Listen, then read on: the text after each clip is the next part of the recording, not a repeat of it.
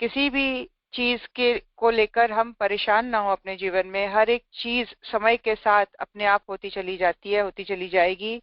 ऐसी दृढ़ता, ऐसा विश्वास अपने अंतर्मन में धारण करते हुए और इस क्षण को बहुत ही महत्वपूर्ण बनाते हुए गुरु की चेतना से जुड़ने का भाव अंतःकरण में जोड़ें। और आइए आज के स्वाध्याय का क्रम शुरू करते हैं। आज मैं विनीता दीदी की जगह पढ़ रही हूँ लेकिन मैं अपनी ही बुक को कंटिन्यू कर रही हूँ, प्रतिष्ठा का उच्च सोपान, जिसमें गुरुदेव ने हमें पिछली बार बताया कि किस तरह से ईमानदारी से चलने और मधुर भाषण और व्यवहार के शिष्ट होने का आधार सम्मान प्राप्त करने का हो सकता है। हमारा जो चौथा सवाल था कि ईमानदारी हमें किस तरह से आत्मसम्मान देगा। ईमानदारी के साथ दो तत्व जो जुड़े हैं वो है मधुर भाषण और शिष्ट व्यवहार। मधुर भाषी बने हम जितना हो सके पॉसिबल। कमजोर से कमजोर व्यक्ति अगर हमारे जीवन में किसी रूप में आता है, चाहे वो कूड़ा उठाने वाला ही आता है, चाहे वो हमारे घर में काम करने वाले ही लोग हों, उनसे क्योंकि हम इजीली किसी भी तरह का व्यवहार कर सकते हैं, अगर उस लेवल पर हम डिसिप्लिन्ड हो जाएं तो हम सबके साथ अच्छे व्यवहार, अच्छे संबंध रख सकते हैं। मधुर भाषण और शिष्ट व्यवहार के आधार पर आत्मसम्मान का 3/4 प्रश्न हल हो जाता है। जब अपनी ओर से बेईमानी या असभ्य व्यवहार का आरंभ नहीं किया जाता तो संघर्ष के अवसर प्रायः बहुत कम हो जाते हैं, है ना अपनी तरफ से हम बेईमानी करें, ना अपने तरफ से असभ्य व्यवहार ही करें। ऐसा करने से क्या होता है, संघर्ष के जो अवसर है वो प्राय बहुत कम हो जाते हैं। स्ट्रगल करने की जो सिचुएशंस क्रिएट होती हैं हमारे अहंकार की वजह से या हमारी बेईमानी की वजह से या हमारे व्यवहार या मृदुभाषी ना होने की वजह से हमारे जीवन में जो स्ट्रगल्स आते हैं वो हम ईमानदार और मधुर भाषी होने से उस संघर्ष को अपने जीवन में बहुत ही कम कर देते हैं। बदले के रूप में जो झगड़े उठ खड़े होते हैं उनकी मधुर व्यवहार के कारण जड़ ही काट दी जाती है। कहते हैं कि एक हाथ से ताली नहीं बजती। अपना पक्ष यदि स्वच्छ हो तो विपक्षी की झगड़ालू वृत्ति भी शांत हो जाती है। ईंधन न मिलने पर अग्नि अपने आप बुझ जाती है। इसी प्रकार से लोग यदि बुरे व्यवहार के हों तो भी अपनी सुजनता के कारण उन्हें अनुचित व्यवहार करने का न तो अवसर मिलता है न साहस होता है। इस प्रकार 70-80% वे अवसर टाल दिए जाते हैं जिनमें पढ़कर मनुष्य प्रायः अपमानित हुआ करता है। बहुत ही जो गुरुदेव पते की बात बता रहे हैं, एक बहुत ही बड़ा उन्होंने फॉर्मूला दिया है कि अगर हम अपने जीवन में कम स्ट्रगल चाहते हैं, कम चैलेंजेस चाहते हैं, कम डिस्टरबेंस चाहते हैं, तो इसका सबसे बड़ा हथियार है मधुर भाषी बनना। अगर सामने वाले का भी व्यवहार झगड़ालू है और अपने व्यवहार को अगर शांत रखते हैं हम, तो उसको मौका नहीं देते हैं कि अपने झगड़ालू व्यवहार को वो हमारे ऊपर रिफ्लेक्ट कर सके, हम उसको वो प्लेटफॉर्म ही नहीं देते हैं। तो इससे क्या होता है, चीजें अपने आप सुधरती चली जाती हैं और मनुष्य को कभी भी अपमानित नहीं होना पड़ता, है ना। अब एक चौथाई प्रश्न शेष रह गया है। एक चौथाई प्रश्न, 20-23% लोग ऐसे लोगों की ओर से आते हैं जिनकी वृत्तियां अत्यंत शोषक और अन्यायग्रस्त होती हैं। किसी कमीने आदमी को धन, अधिकार, ऊंचा पद, शारीरिक बल, तेज मस्तिष्क, कोई फायदेमंद काम मिल जाए तो उसका अहंकार अत्यंत विकराल रूप में बढ़ने लगता है। उस बाढ़ में यदि कोई रोकथाम ना लगे, नियंत्रण ना हो, तो कुछ ही समय में वह उतना उग्र हो जाता है कि अपनी समता में किसी को भी नहीं ठहराता। शतरंज के खेल में ज्यादा जब फर्जी हो जाता है तो वह टेढ़ा मेढ़ा चलने लगता है। नीच वृत्तियों के लोग अपनी औकात से अधिक संपदा प्राप्त कर ले तो उनका घमंड का ठिकाना ही नहीं रहता। उस घमंड में उतावले होकर वे शिष्टाचार, सभ्यता और मनुष्यता तीनों के ही गुणों को भुला देते हैं। देखिए गुरुदेव क्या कह रहे हैं कि जब आपको प्रकृति चीजें देती हैं तो मनुष्य उसको उस तरह से लेता है जिस तरह से उसका एक बेसिक नेचर है। जो असभ्य है, जो बिल्कुल अंदर से एक तरह से कहा जाए तो बहुत ही कमजोर है, जिसकी वृत्तियां क्रूर है, अन्यायग्रस्त है, जो शोषण करना चाहता है, उसको अगर कहीं से भी धन मिल जाए, ऊंचा पद मिल जाए, गलती से शारीरिक बल ही मिल जाए, तो इन सारे बलों का वो बहुत ही गलत तरीके से प्रयोग करता है। लोगों का मजाक उड़ाना या असभ्यता से व्यवहार करना या शिष्टाचार नहीं दिखाना, ये सारी चीजें उसकी बहुत तेजी से उसकी पर्सनालिटी से रिफ्लेक्ट होने लग जाती हैं। और ऐसे लोग भूल जाते हैं कि ये एक बहुत ही बड़ा वो अपने लिए गड्ढा बनाते चले जा रहे हैं। अज्ञानता के कारण या कभी कभी बिना कारण भी दूसरों का वो ऐसे लोग अपमान करते हैं, बिना कारण के भी अपमान करते रहेंगे, क्योंकि उनमें सद्गुण तो होते ही नहीं जिसके आधार पर सच्चा सम्मान प्राप्त कर सकें। आत्मा की भूख सम्मान प्राप्त करने से ही होती है। देखिए, सम्मान प्राप्त करने से आत्मा तृप्त होती है। इसीलिए अगर आप गलती से ऐसे लोगों के बीच में हैं जो आपका सम्मान नहीं कर रहे हैं या आपको वो उचित सम्मान नहीं दे रहे हैं, व्यवहार नहीं कर रहे हैं, तो इसमें आपको बहुत सावधान रहने की जरूरत है। इमोशनल लेवल पर, फिजिकल, मेंटल लेवल पर आप उतने ही ऐसे लोगों के साथ इन्वॉल्व होइए जहां पर वो एक डिस्टेंस, एक फाइन लाइन मेंटेन्ड रहे, आपकी अपनी सभ्यता की वजह से, आपके अपने शिष्टाचार की वजह से, कि ये लोग ज्यादा आपके ऊपर, आपके साथ उलझे ना, आपके ऊपर हावी ना हो सके। क्योंकि जो बददिमाग लोग होते हैं उनको कोई रीजन नहीं चाहिए, वो कभी भी उखड़ कर पड़ सकते हैं वापस। इसीलिए ये समझदारी है, अपने आत्मसम्मान को बढ़ाने का एक बहुत ही उचित तरीका है मृदु भाषी बन के रहना और शिष्ट व्यवहार को अपनाए रखना। गुरुदेव कह रहे हैं आगे कि आत्मा की भूख सम्मान प्राप्त करने से ही प्राप्त होती है, समाप्त होती है आत्मा की भूख।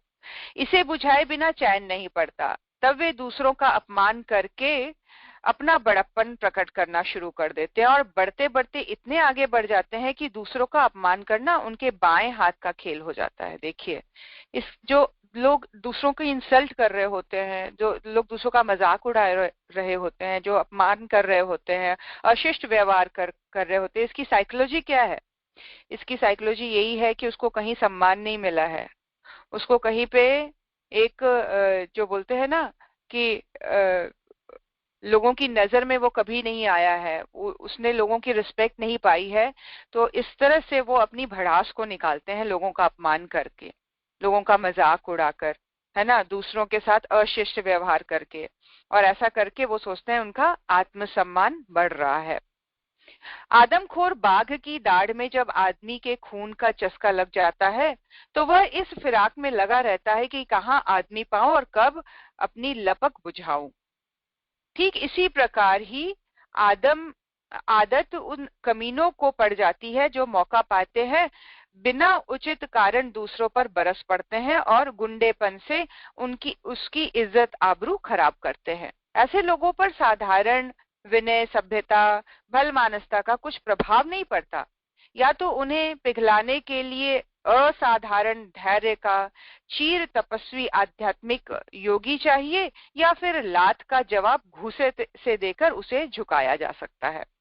गुरुदेव क्या कह रहे हैं? दो तरीके बता रहे हैं कि ऐसे लोग अगर जीवन में हैं जो आदमखोर शेर के जैसे हैं, जिनको बिना किसी कारण के ही सामने वालों को नीचा दिखाना है, उनके अंदर दूसरों के ऊपर बरस पड़ने की आदत है, गुंडेपन जैसी आदत हो गई है, दूसरों की इज्जत आबरू का मखौल उड़ाने में उनको देर नहीं लगती। ऐसे लोगों से दो तरीके से निपटा जा सकता है।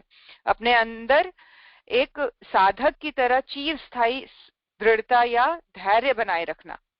अगर हम धैर्य बनाए रखेंगे तो ईश्वर अपना हाथ फिर उठा लेता है कि ये व्यक्ति ने पूरा पूरा धैर्य बनाया हुआ है, तो प्रकृति उसको बचाने के लिए, प्रकृति उसके इस दुख को खत्म करने के लिए दौड़ पड़ती है ना। या तो पूरी तरह से सरेंडर कर दे, जहां जिसको जिसको गुरुदेव चीर स्थायी धैर्य की बात कर रहे हैं, है ना। योगी और तपस्वी लोग ऐसा करते हैं। ऐसा हम लोगों ने बहुत सारे स्टोरीज सुने हैं, इंसिडेंट सुने हैं, जहां पर बड़े बड़े गुरुओं ने अपना सर्वस्व न्यौछावर कर दिया, अपने आप को पूरी तरह से सामने वाले दुष्ट को जैसा मन चाहे, जैसा करना चाहे करने दिया, और फिर किस तरह से उस दुष्ट का नाश हुआ है। लेकिन अंततः उन्हें अपने जीवन को, संतों को, सन्यासियों को अपने जीवन को ही का सर्वस्व न्यौछावर करना पड़ा है उस राक्षस के अंत हो जाने के लिए। ये तभी संभव है कि व्यक्ति अगर अंदर से बहुत बड़ा तपस्वी, योगी, साधक हो। और अगर नहीं है तो गुरुदेव कह रहे हैं बराबर की टक्कर लेने के लिए तैयार हो जाओ। अगर वो चांटा लगा रहा है तो जवाब उसका घूसे से देना, मतलब जो वो लात का जवाब घूसे से देकर उसे झुकाया जा सकता है, उसको भी अपने ही बल की का, पराक्रम का प्रदर्शन के द्वारा उसको दबाया जा सके। इस प्रकार के उदंड और अहंकारी व्यक्ति आतंक फैलाकर उसका अधिक लाभ भी उठाते हैं। गरीब और निर्बल लोगों को शोषण करना, यह एक बेपूंजी का बहुत ही सरल व लाभदायक व्यवसाय साबित होता है। वे अपना आतंक जमाते हैं, अपने जैसे लोगों को गिरोहबंदी करते हैं और उसे डरा धमकाकर साधारण श्रेणी के असंगठित लोगों को लूटते खसोटते हैं। हर स्थान पर ऐसे लोग मिल जाते हैं जो आतंक के बल पर पेट भरते और संपत्ति जमा करते हैं। लड़ाई झगड़े, मारपीट, गाली गलौज, चोरी चकारी करना इनके बाएं हाथ का खेल होता है। अपने पड़ोसियों को चैन से ना बैठने देते हैं, उलझाए रखने में इनकी चौधरीपन दिखलाते हैं। अतएव अपनी उपयोगिता कायम करने के लिए नाना प्रकार के उपद्रवों की सृष्टि करते हैं। ये वो लोग हैं जिनको सम्मान नहीं मिला है, और बल्कि ये कहा जाए जिनका आत्मसम्मान बिल्कुल गिरा हुआ है। वो अपने आप को सोशली एग्जिस्ट करने के लिए, सोशली इन्फ्लुएंशियल दिखाने के लिए इस तरह से कमजोर लोगों के ऊपर दबाव डालते हैं और अपने प्रभाव को दिखाने की चेष्टा करते हैं। तीसरे प्रकार के वे कपटी और मायावी लोग हैं जो धर्म की भलमानसता की, विद्वता की, बुजुर्गी की आड़ में छिपकर शिकार खेलते हैं।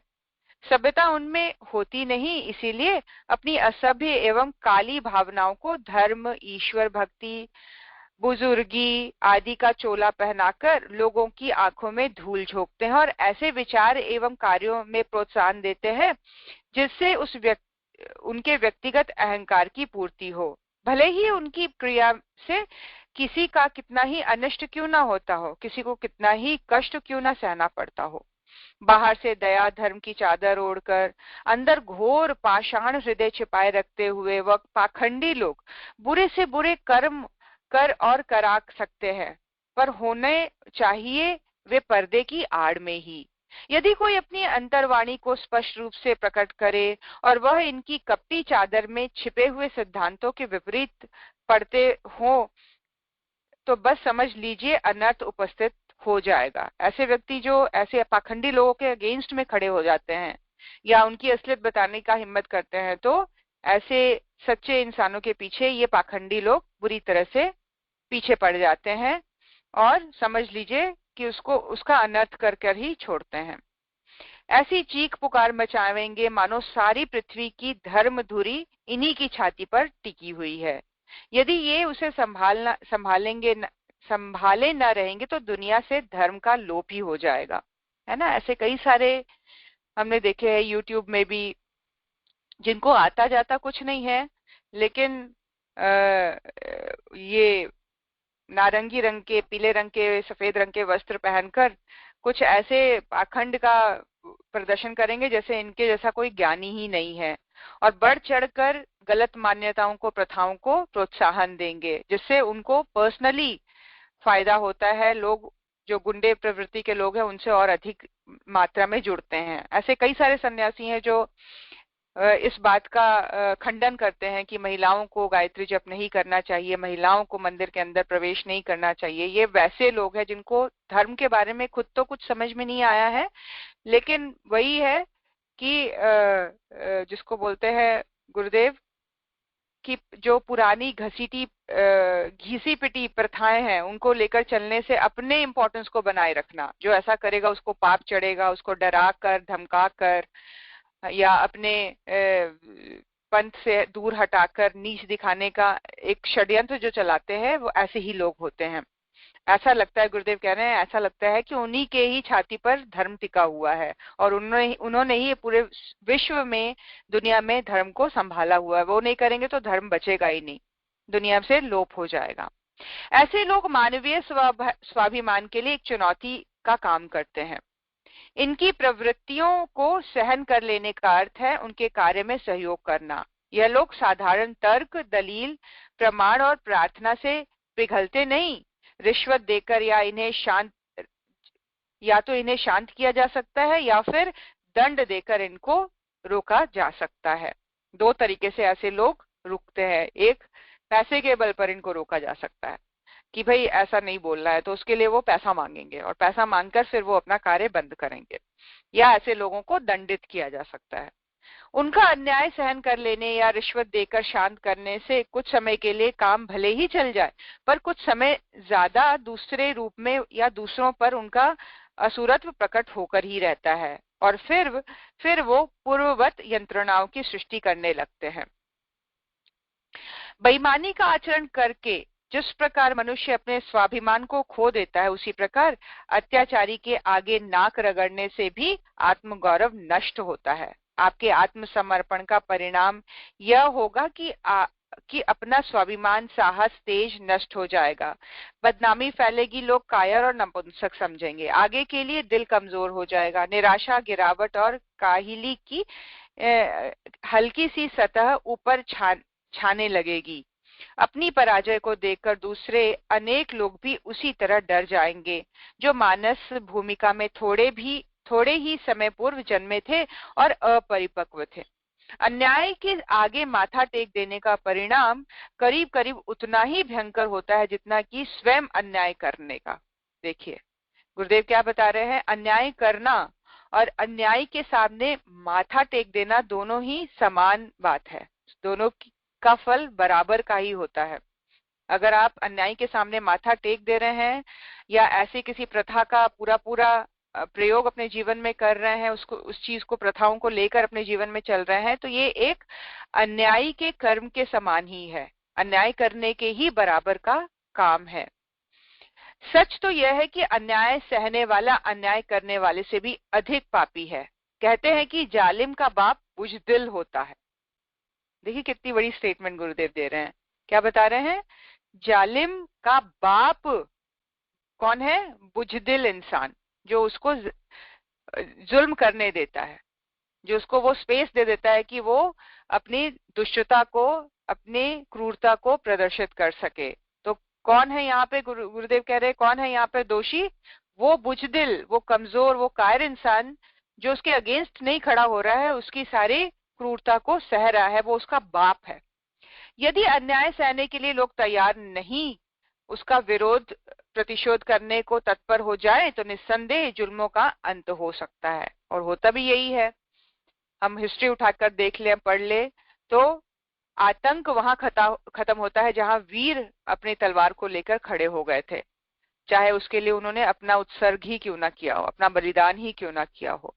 इसीलिए जुल्म का अंत तभी होता है जब तपस्वी उसका प्रतिशोध करने के लिए तत्पर हो जाते हैं। गुरुदेव कह रहे हैं, हो सकता है कि आपको योग्य, सुसंपन्न, बुद्धिमान देकर व्यक्तिगत रूप से वे अधर्मी लोग कुछ रियायत कर दें और संघर्ष की संभावना देखकर बचकर निकल जाएं, अथवा सहयोग प्राप्त करने के लिए कुछ विशेष कृपा प्रदर्शित करने लगे। उनकी इन चालों में फंस जाने का अर्थ अप्रत्यक्ष रूप से अपने आत्म गौरव को खो देना है। बड़ी पते की बात कही है गुरुदेव ने कि लोग कह रहे हैं कि कई बार ऐसे जो ढोंगी पाखंडी संत के रूप में समाज में घूमते हैं, वो ये भी देखते हैं, इस चीज को डिफरेंशिएट करते हैं कि सामने वाला कितना बुद्धिमान है, वो कितना कैपेबल है, उसके पास कितने सारी सुविधाएं हैं, है ना, और कितने सारे प्रोस्पेक्ट्स उनके लिए खुल सकते हैं, मार्ग प्रशस्त कर सकता है वो उनके कार्य में। इस तरह से वो सामने वाले के साथ अपना संबंध स्थापित करते हैं। और अगर गलती से कोई ईमानदार व्यक्ति ऐसे लोगों का सहयोग करने लग जाता है, तो गुरुदेव कह रहे हैं वो अंततः अपने आत्म गौरव को ही खो देता है। ईश्वर ने आपको बल, बुद्धि, विद्या तथा योग्यता देते हुए ये जिम्मेदारी दी है कि आप अपने से अल्प शक्ति वालों की इन योग्यताओं द्वारा सुरक्षा करिए। केवल अपने व्यक्तिगत लाभ तक ही दृष्टि मत सीमित रखिए। मनुष्यता को कलंकित करना है। ये क्या कह रहे हैं गुरुदेव कि जो ईमानदार हैं, जो इंटेलिजेंट हैं, जिनके पास बुद्धि है, जिनके पास बल है, धन बल है, विद्या बल है, जिनके पास शरीर बल है, जिनके पास अचीवमेंट्स हैं डिफरेंट, जो जिन्होंने अपना रुतबा बनाया हुआ है सोसाइटी में, कुछ अचीव किया हुआ है, उन लोगों की ये रिस्पॉन्सिबिलिटी बनती है कि वो सिर्फ और सिर्फ अपना ही सुरक्षा का ध्यान ना रखते हुए ऐसे अन्य लोगों की भी सुरक्षा का ध्यान रखे, उनके आत्म सम्मान का ध्यान रखे, उनके ना भटकने का ध्यान रखे, जो उनसे कमजोर हैं, जो उनसे कम जिसको बोलेंगे पॉसिबिलिटीज को लिए हुए हैं, जिनके जीवन में कम उपलब्धियां अर्जित हैं, वो ऐसे लोगों की सुरक्षा करें ताकि वो अपने भटकाव के साथ साथ अन्यों को भी भटकने से रोक सके। ये गुरुदेव कह रहे हैं ऐसा करना, अगर ऐसा जो करता है वो मनुष्य, जो ऐसा नहीं करता है, जो इस तरह की रिस्पॉन्सिबिलिटी को नहीं अपनाता है, वो मनुष्यता को कलंकित करता है। गुरुदेव कह रहे हैं खजूर का वह पेड़ किस काम का जो खुद ही आकाश में चढ़ा रहता है, पर उसकी छाया में बैठने का कोई लाभ किसी को प्राप्त ही नहीं होता। कितना लंबा चौड़ा हो जाता है खजूर का पेड़, उसके फल भी मनुष्य की पहुंच से दूर चले जाते हैं, वो उसकी उपलब्धियां किसी के काम ही नहीं आ रही हैं, तो ऐसा ऊंचा लंबा होने का क्या फायदा जिसके नीचे बैठकर किसी को छाव ही नहीं मिलता है। इतने भी ऊंचे ना हो जाए, इतने भी बड़े ना बन जाए कि अन्यों को आपका कोई जिसको बोलते हैं सहायता या आपसे कोई फायदा ना ले पाए। अन्यायी और अत्याचारी की करतूतें मनुष्यता के नाम पर एक खुली चुनौती है जिसे वीर पुरुषों को स्वीकार नहीं करना चाहिए। अपने ऊपर ना सही दूसरे निर्दोष व्यक्तियों के ऊपर यदि अन्याय होता हो तो उनका प्रतिरोध करना आवश्यक है। बुराई से लड़ना हर स्वाभिमानी का फर्ज है। आप अन्याय के साथ बहादुर सेनापति की तरह जूझ जाइए। बुद्धिमानी से हाथ पैर बचाकर पैतरा बदलकर युद्ध करिए, और एक योद्धा जिन कुशलताओं से काम लेता है, आप इनका प्रयोग कर सफलता को सरल बनाइए। साथ ही इसके लिए भी तैयार रहिए कि उस युद्ध में यदि जूझ जाना पड़े, सर्वस्व नष्ट हो जाए, वीर गति प्राप्त हो जाए, तो उसे हंसकर स्वीकार किया जाएगा। योद्धा के लिए विजय और वीर गति एक समान ही आनंददायी है, क्योंकि दोनों में ही एक समान आत्मगौरव की रक्षा होती है। विजयी वीरों के नाम इतिहास में गौरव के साथ लिए जाते हैं, पर पराजित वीरों के नाम उनसे भी अधिक आदर के साथ स्वर्ण अक्षरों में लिखे जाते हैं। ईसा मसीह दुष्टों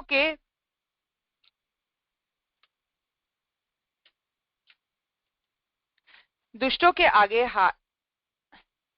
ईसा मसीह दुष्टों के आगे हार गए वीर, हकीकत राय, बंदा वैरागी, राणा प्रताप पराजित कहे जा सकते हैं, परंतु उनकी आंखें हो वह देखे कि वह पराजय विजय से भी अधिक मूल्यवान था। देखिए गुरुदेव दो तरह की बात यहाँ पे बता रहे हैं।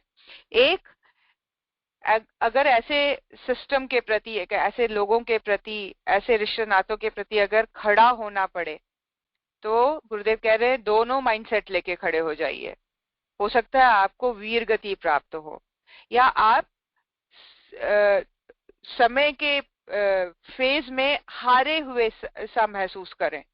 आपको जो अचीव कर लेना चाहिए था वो आपने कंप्लीटली अचीव नहीं किया, और उसमें आपने अपने आप को पूरी तरह से एक तरह से गला दिया, अपने आप को न्यौछावर कर दिया। तो न्यौछावर करने के एग्जाम्पल के रूप में गुरुदेव ने ईसा मसीह का एग्जाम्पल दिया है ना। ईसा मसीह को हम अंततः क्या देखते हैं, उनको सूली पर चढ़ा दिया गया, लेकिन उनका ये त्याग, उनका सूली पर चढ़ जाना ही अन्यायियों का अंत हो जाना था।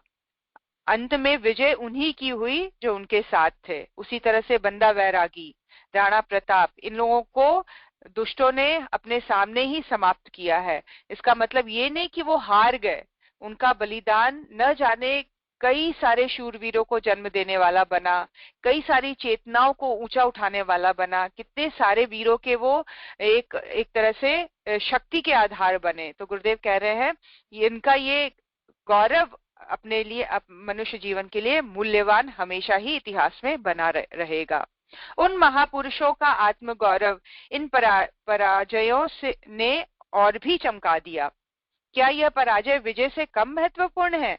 अन्याय के विरुद्ध लड़ते रहना वास्तव में एक बहुत बड़ा सम्मानीय विरोचित जीवन प्रणाली है, जिसे हर मनुष्य को अपने जीवन का एक अंग बनाना चाहिए। ये पूरी पुस्तक ईमानदारी के ऊपर बेस्ड है। चाहे उसके लिए हमें अपनी सुख सुविधाओं को छोड़ना पड़ सकता है, अपने कंफर्ट को छोड़ना पड़ सकता है, अपने नकली इज्जत आबरू से हाथ धोना पड़ सकता है, अपने झूठे आडंबरों को त्यागना पड़ सकता है ना। ये सारी चीजें, अपने अहंकार को पूरी तरह गला देना पड़ता है, अपने आप को जमीन में बिठा देना पड़ सकता है। लेकिन गुरुदेव कह रहे जो ईमानदार बना रहेगा वो अंततः विजय ही घोषित किया जाएगा। प्रकृति में उसकी श्रेणी विजय वीरों के नाम पर होगी। अन्याय के विरुद्ध लड़ते रहना वास्तव में एक बहुत ही बड़ी सम्माननीय विरोचित जीवन प्रणाली है, जिसे हर मनुष्य को अपने जीवन का एक अंग बना लेना चाहिए।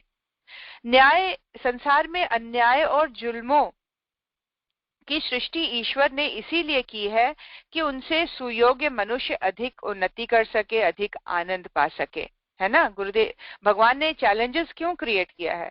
इसी के आधार पर हम अपनी ईमानदारी के टेस्ट कर सकते हैं, हम अपने धैर्य का टेस्ट कर सकते हैं, हम अपनी साधना को टेस्ट कर सकते हैं, हम अपने आप को चेक कर सकते हैं, है ना। इसी लेवल पर, इसी बेसिस पर, इसी चैलेंजेस पर हमारी टेस्टिंग होती है, हमारी चेकिंग होती है, और अंततः हमारा आत्मसम्मान उसी बेस पर बढ़ता है, जो हमें आनंद देने वाला होता है।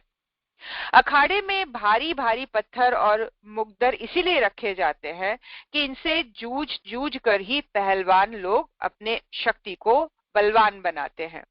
आपके आसपास जो अन्याय अत्याचार फैले हैं उनसे लड़ पड़िए, जूझिए, प्रतिरोध कीजिए, संघर्ष करिए और मिटाने के लिए हर संभव एवं उचित प्रयत्न को काम में लाइए।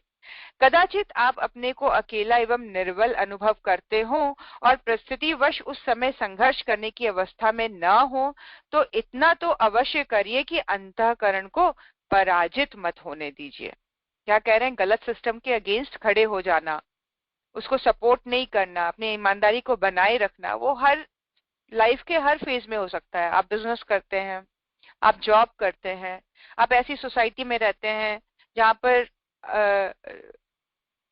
फीस के नाम पर, मेंटेनेंस के नाम पर, या अलग अलग चीजों के नाम पर, एजुकेशन के नाम पर बहुत सारा पैसा लूटा जा रहा है। जब हम इस चीज को समझते हैं तो हम इसके अगेंस्ट खड़े हों, हम चुप्पी साध कर बैठे ना रहें, क्योंकि गुरुदेव ने कहा है गलत को देखकर चुप्पी साध कर बैठना पाप करने से बड़े पापी होने के बराबर है। जो पाप कर रहा है वो इतना पापी नहीं है, जो इसको आराम से सह ले रहा है, मुंह बंद करके बैठ के मुंह की तरह देख रहा है, वो सबसे बड़ा पापी है। इसीलिए इसके अगेंस्ट में आवाज उठाना, इसके अगेंस्ट में सिस्टम क्रिएट करना, इसके अगेंस्ट में अपनी ऊर्जा लगाना, अपने एनर्जी को लगाना, ऐसे सत्साहस पुरुषार्थ भरे लोगों को अपने साथ जोड़ना और इसके अगेंस्ट खड़े होना, चाहे अंत में आपको हार ही क्यों ना सहना पड़े, लेकिन आपका जीवन जो है, आपका जो समय है वो धन्य कार्य में निकल रहा है, आप धन्य माने जाएंगे, आप ईश्वर के नजरों में ईमानदार व्यक्ति के रूप में चुन लिए जाएंगे। गुरुदेव कह रहे हैं चूकना नहीं है, शारीरिक ना सही तो मानसिक युद्ध अवश्य जारी रखिए। मानसिक युद्ध करने का एक बहुत ही बड़ा प्लेटफॉर्म हमें इंटरनेट के थ्रू है। लोगों को अवेयर करना, ऐसे वीडियोस बनाना जहां आप रियलिटी शेयर करिए, आप भले नाम ना लीजिए लेकिन लोगों को सिस्टम के प्रति कॉन्शियस करिए, अवेयर करना, सावधान करना, उसका ऑल्टरनेट बताना, और हो सके तो उसके ऑल्टरनेट प्रोडक्ट्स निकालने, चीजें निकालनी, सर्विसेज निकालने। ये गुरुदेव कह रहे हैं कि मानसिक जो आपका युद्ध है वो चलते रहना चाहिए। मानसिक रूप से आप एक संघर्ष के लेवल पर हमेशा बने रहें। एक योद्धा की तरह जीवन रूपी कर्म भूमि में अन्याय के विरुद्ध सदैव संघर्ष करते रहिए। यह आपके लिए प्रतिष्ठा की बात होगी। इस मार्ग पर जो कष्ट, प्रहार, आघात और घाव सहने पड़ेंगे वह अपमान सूचक नहीं वरन स्वर्ण पदकों के सम्मान सुशोभित होंगे। देखिए क्या कह रहे हैं, सूक्ष्म चीजें कैसे मनुष्य के जीवन में एड ऑन होती चली जाती है। हो सकता है वो व्यक्ति जो संघर्ष करने के लिए खड़ा हो गया वो अकेला दिख रहा है, उसका कोई सहायता करते हुए नहीं दिख रहा है, उसका लोग मूर्ख जितने षड्यंत्रकारी हैं, दुष्ट हैं, विद्रोही हैं, वो उसका मजाक उड़ा रहे हैं, वो कमजोर प्रतीत हो रहा है, लेकिन इन सभी चीजों के पीछे गुरुदेव कह रहे हैं ये सारे चैलेंजेस, ये अपमानजनक सूचक जितने भी हैं, वो वास्तव में स्वर्ण पदक मेडल्स की तरह हैं। आपको मेडल्स मिल रहे हैं, अपमान नहीं। सूक्ष्म में ईश्वर उसको मेडल के रूप में ही परिणत करेगा। आगे भविष्य में आपको आपका सम्मान ही बढ़ेगा, आप ईश्वर के नजरों में सुशोभित ही, पूजनीय ही माने जाएंगे।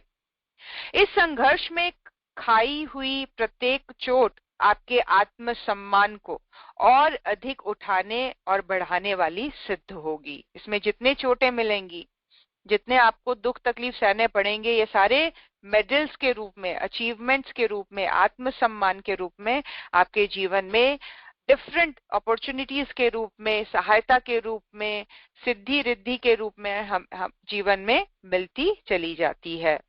गुरुदेव कह रहे हैं आत्मसम्मान की प्राप्ति और रक्षा के 3 उपाय हैं।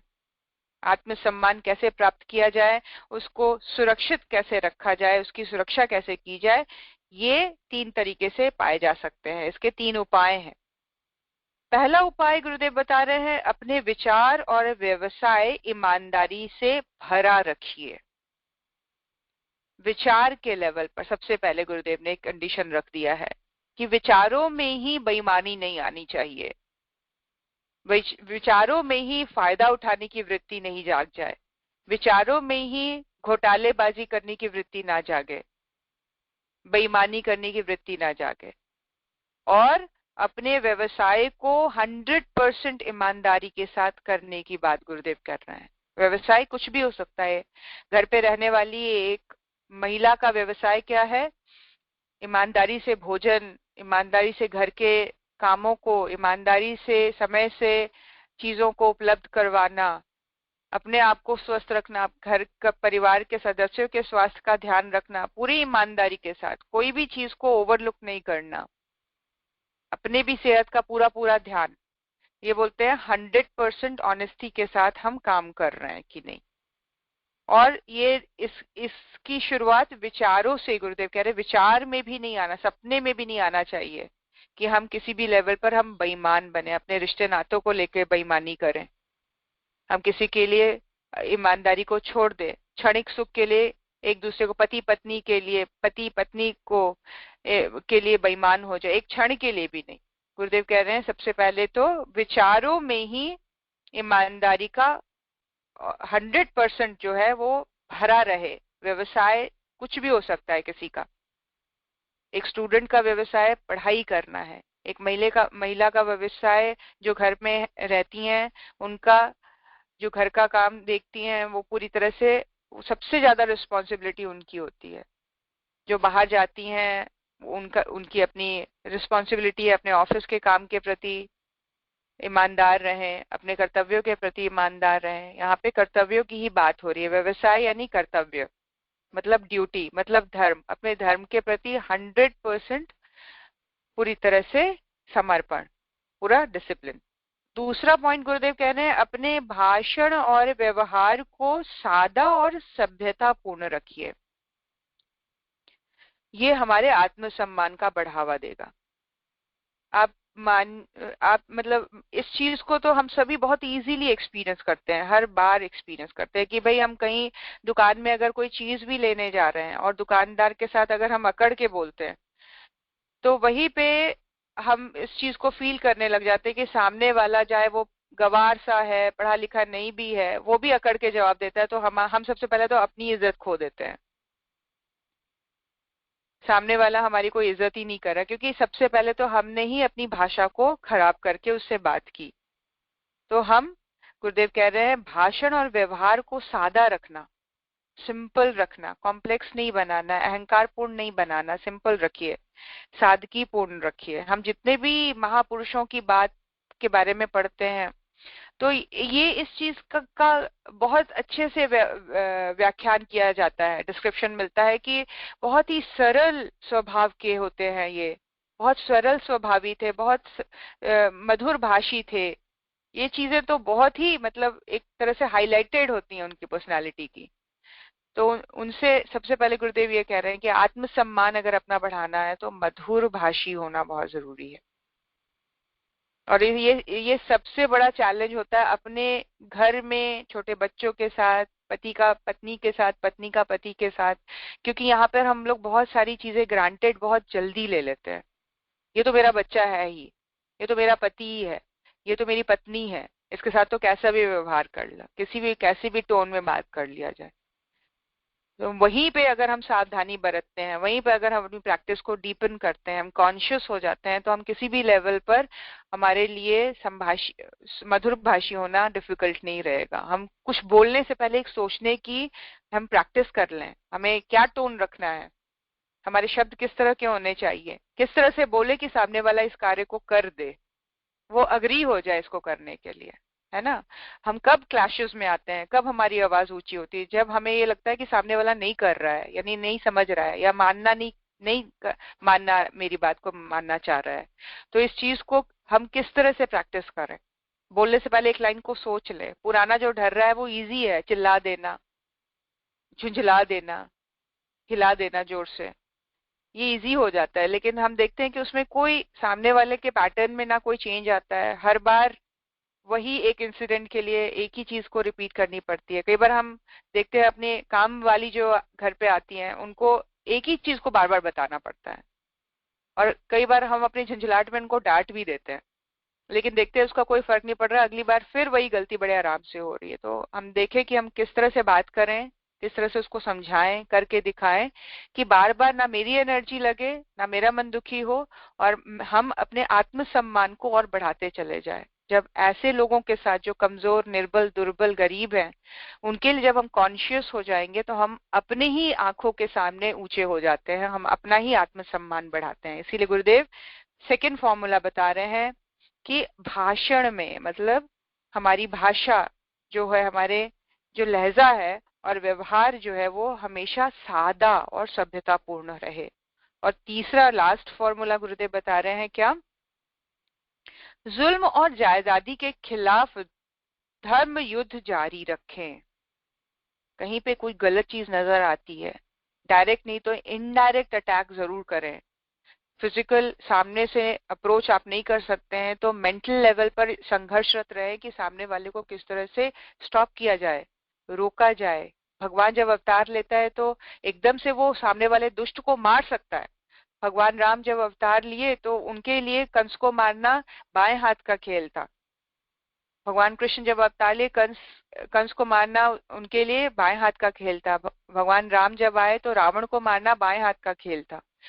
लेकिन उन्होंने एक पूरे प्रोसेस को लंबा रखते हुए, एक सिस्टम को बनाते हुए, लोगों के अंदर अधर्म के प्रति जागरण का भाव जगाते हुए कि भाई जहां पे लोग बढ़ चढ़कर आए, उन्होंने अपना सर्वस्व न्यौछावर किया, अपने आप को समर्पित किया, अपने आप को पूरी तरह से, जिसको बोलेंगे अपने आप को एक तरह से न्यौछावर कर दिया, वीर गति को प्राप्त हुए, अपने घर का, अपने सदस्यों का, भाई बहनों का, सब चीज को उस युद्ध में झोंक दिया, खत्म कर दिया अपने सारे अस्तित्व को। ऐसा भगवान क्यों करता है? क्योंकि भगवान बोलता है कि अन्याय के प्रति तुम लोग उठो, मुझे इसको मार देने में एक सेकंड नहीं लगेगा। लेकिन ये जागरण एक सही संत, सच्चे भक्त में होता है। राजा महाराजा नहीं खड़े हुए थे भगवान राम के साथ, रीछ वानर खड़े हो गए थे जो उनको समझ पा रहे थे, देख पा रहे थे, लेकिन जिनके अंदर अहंकार था, जिनके अंदर उदंडता थी, वो ईश्वर के आने को नहीं समझ पाते हैं। वो अपने अचीवमेंट में ही खोए रह जाते हैं, वो अपने ही फायदे की बात सोचते रह जाते हैं। कौन संघर्ष के प्रति संघर्ष करने के लिए खड़ा होता है? जिसके अंदर सच्चाई है, जिसके अंदर ईमानदारी है, जिसके अंदर भक्ति है, जिसके अंदर विवेक है, जिसने ईश्वर को जान लिया, फिर वो संघर्ष के लिए तैयार हो जाता है। हम देखें कि हमने अपने जीवन में किस लेवल पर अपने संघर्ष को जारी रखा है, चाहे वो सेल्फ डिसिप्लिन के लेवल पर ही क्यों ना हो, चाहे वो गुरुदेव के अनुसार बताए हुए साधना पद्धति को अपनाए रहने में ही क्यों ना हो, सिंप्लिसिटी को बनाए रखने में ही क्यों ना हो। ये सारी संघर्ष हैं, ये सारे जो गलत सिस्टम के अगेंस्ट चलने की बात हो रही है। और ये वही कर सकता है जो विवेकपूर्ण तरीके से सोचेगा, जो विवेकपूर्ण तरीके से जानेगा, और अंततः वो अपने आत्म सम्मान को ही बढ़ाकर रहेगा और परम आनंद की स्थिति उसके जीवन में आएगी ही आएगी। तो ये 4 फॉर्मूला जो गुरुदेव ने बताया, अपने विचार में और व्यवसाय में ईमानदारी का 100% जिसको बोलते हैं पुट होना चाहिए। 100% ईमानदार अपने थॉट लेवल पर, थिंकिंग प्रोसेस पर और अपनी रिस्पॉन्सिबिलिटीज को लेकर। दूसरा, भाषण और व्यवहार की सादगी और सभ्यतापूर्ण रखना अपने आचार व्यवहार को। और दूसरा, गलत प्रथाओं के प्रति, सिस्टम्स के प्रति, कार्यों के प्रति, लोगों के व्यवहार के प्रति, उदंडता के प्रति, तुच्छता के प्रति, अपमान के प्रति अपना संघर्ष जारी रखना और उस संघर्ष के खिलाफ बढ़ चढ़कर अपने आप को तैयार करना। इस त्रिवेणी में स्नान करते हुए आप सच्चे आनंद का लाभ करेंगे और मानव जीवन की सबसे बड़ी आत्मसम्मान की प्राप्ति और रक्षा में समर्थ हो सकेंगे। क्या कह रहे गुरुदेव? यही एकमात्र एक तरीका है जो अंततः हमें आत्मसम्मान से जोड़ता है, और आत्मसम्मान ही अल्टीमेट अचीवमेंट है लाइफ की। सब कुछ करने के बाद भी इंसान सोचता है कि मुझे क्या मिला। उसको सब कुछ मिल जाता है, फिजिकल लेवल पर वो ब्यूटी को भी अर्जित कर लेता है, इंटेलिजेंस को भी पढ़ पढ़ के रट रट के अर्जित कर लेता है, अचीवमेंट्स ले आता है, अपने बहुत सारे डेजिग्नेशंस अचीव कर लेता है, पैसे अचीव कर लेता है, लोगों का सम्मान अचीव कर लेता है पैसे के बेस पर, अचीवमेंट के बेस पर, बड़े बड़े घर बंगले गाड़ी अचीव कर लेता है। लेकिन आत्मसम्मान उसी को मिलता है, गुरुदेव कह रहे हैं, जो वाकई ईमानदारी से जीता है, जो वाकई अपनी भाषा और व्यवहार में मधुरता लाकर जीता है, और वाकई जो संघर्षरत रहता है अन्याय के प्रति, गलत सिस्टम के प्रति, गलत प्रथाओं के प्रति। जो संघर्षरत रहेगा उसको ही अंततः आत्मसम्मान मिलेगा, और जिसका आत्मसम्मान बढ़ा हुआ है वो आत्मबल संपन्न होगा, और आत्मबल संपन्न ही परम आनंद को चख सकेगा और 100% कंप्लीट सेटिस्फाइड जीवन को, लीला को समाप्त करके वो खुशी खुशी संसार से विदा होता है।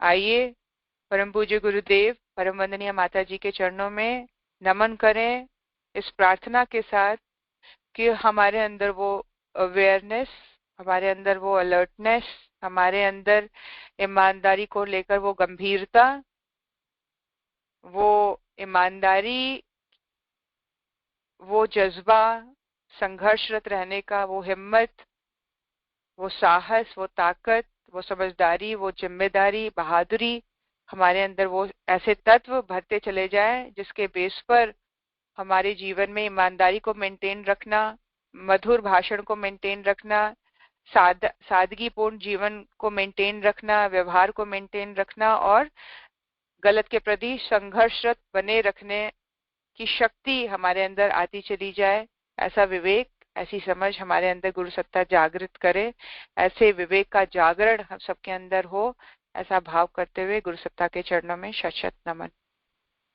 ओम नमोऽस्त्वनन्ताय सहस्त्रमूर्तये सहस्त्रपादाक्ष शिरोरुबाहवे सहस्रनाम्ने पुरुषाय शाश्वते सहस्रकोटियुगधारिणे नमः। सहस्रकोटियुगधारिणे नमः। ओम श्री गुरुदेवाय नमः।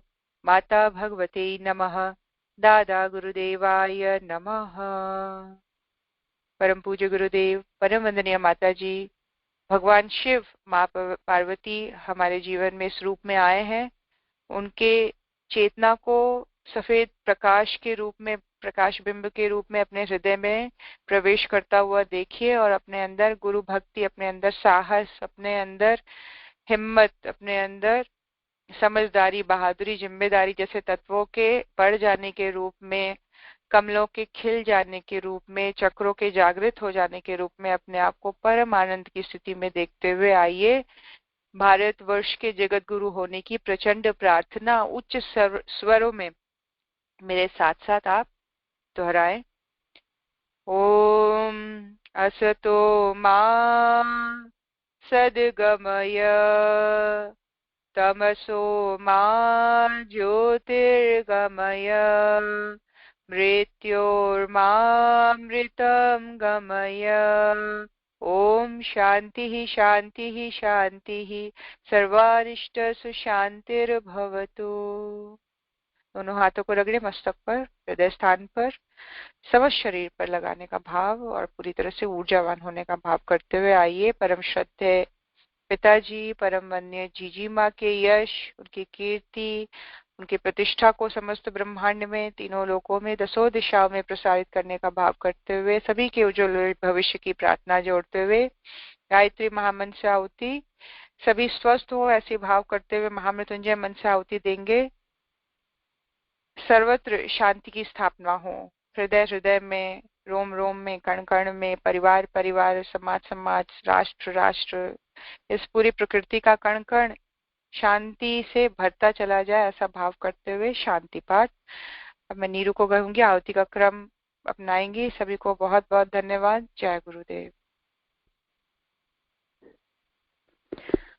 आइए हम सभी गायत्री मंत्र द्वारा 5 मंत्र आहुति देंगे, सभी के उज्जवल भविष्य और सद्बुद्धि की प्रार्थना करते हुए, सभी की आध्यात्मिक उन्नति की प्रार्थना करते हुए। ओम भूर्भुवः स्वः तत्सवितुर्वरेण्यं भर्गो देवस्य धीमहि धियो यो नः प्रचोदयात् स्वाहा। इदं गायत्र्यै इदं न मम। ॐ भूर्भुवः स्वः तत्सवितुर्वरेण्यं भर्गो देवस्य धीमहि धियो यो नः प्रचोदयात् स्वाहा। इदं गायत्र्यै इदं न मम। ॐ भूर्भुवः स्वः तत्सवितुर्वरेण्यं भर्गो देवस्य धीमहि धियो यो नः प्रचोदयात् स्वाहा। इदं गायत्र्यै इदं न मम। ॐ भूर्भुवः स्वः तत्सवितुर्वरेण्यं भर्गो देवस्य धीमहि धियो यो नः प्रचोदयात् स्वाहा। इदं गायत्र्यै इदं न मम। ॐ भूर्भुवः स्वः तत्सवितुर्वरेण्यं भर्गो देवस्य धीमहि धियो यो नः प्रचोदयात् स्वाहा। इदं गायत्र्यै इदं न मम। महामृत्युंजय मंत्र द्वारा 5 मंत्र आहुति देंगे, सभी के उत्तम स्वास्थ्य और दीर्घायु की प्रार्थना करते हुए, सभी के रोग मुक्त जीवन की प्रार्थना करते हुए। ओम त्र्यंबकं यजामहे सुगंधिं पुष्टिवर्धनम् उर्वारुकमिव बन्धनान् मृत्योर्मुक्षीयमामृतात् स्वाहा। इदं महामृत्युंजयाय इदं न मम। ॐ त्र्यंबकं यजामहे सुगंधिं पुष्टिवर्धनम् उर्वारुकमिव बन्धनान् मृत्योर्मुक्षीयमामृतात् स्वाहा। इदं महामृत्युंजयाय इदं न मम। ॐ त्र्यंबकं यजामहे सुगंधिं पुष्टिवर्धनम् उर्वारुकमिव बन्धनान् मृत्योर्मुक्षीयमामृतात् स्वाहा। इदं महामृत्युंजयाय इदं न मम। ॐ त्र्यंबकं यजामहे सुगंधिं पुष्टिवर्धनम् उर्वारुकमिव बन्धनान् मृत्योर्मुक्षीयमामृतात् स्वाहा। इदं महामृत्युंजयाय इदं न मम। ॐ त्र्यंबकं यजामहे सुगंधिं पुष्टिवर्धनम् उर्वारुकमिव बन्धनान् मृत्योर्मुक्षीयमामृतात् स्वाहा। इदं महामृत्युंजयाय इदं न मम। आइए शांति पाठ करते हैं। सर्वत्र शांति ही शांति व्याप्त हो, सभी का जीवन मंगलमय हो, सभी सुखी हो। शांति पाठ। ओम द्यौ शांति अंतरिक्षगं शांति पृथ्वी शांतिरापः शांति औषधयः शांति वनस्पतयः शांतिर्विश्वे देवा शांति ब्रह्म शांतिः सर्वगं शांतिः शांतिरेव शांतिः सामा शांतिरेधि ओम शांतिः शांतिः शांतिः सर्वारिष्टसु शांतिर्भवतु। सभी को प्रणाम, जय गुरुदेव। सभी लोग 1:30 बजे ज्योति अवतरण साधना में और शाम को 5:40 पर सामूहिक चालीसा पाठ में नाद योग में 6 बजे आप लोग फिर से ज्वाइन कीजिएगा। आप सभी का इंतजार रहेगा। सभी को प्रणाम, धन्यवाद।